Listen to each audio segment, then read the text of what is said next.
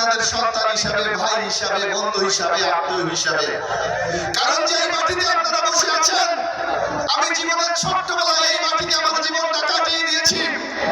এই চাপলি বাজার আমার কাছে মনে হয়েছিল ছোট্টবেলায় যে এইটাই মনে হয় বাংলাদেশের রাজধানী ঢাকা শহর, এর চেয়ে বড় বাজার বাংলাদেশে আছে আমি এইটা বুঝি নাই। সেই জায়গায় আমার প্রাইমারি জীবনটা আমি কাটিয়েছিলাম। সেই যারা আমাকে ছোটবেলায় দেখেছেন আমি কিভাবে মানুষ হয়েছি, কিভাবে আপনাদের সাথে মিশেছি, তাদের সামনে বক্তৃতা দেওয়ার মতো সেই সক্ষমতা আমার নাই, সেই যোগ্যতা আমার নাই। আমি শুধু আপনাদের কাছে দোয়া চাইতে এসেছি। আজকে দেখবেন বিএনপির চেয়ারম্যান বেগম খালেদা, সাবেক চেয়ারম্যান মরহুম বেগম খালেদা জিয়া এবং তারেক রহমান আপনাদেরকে যে সম্মানিত করেছে, আপনাদের সন্তানকে এই পটুয়াখালী 4 থেকে নমিনেশন দিয়ে আপনাদের কাছে পাঠিয়েছে।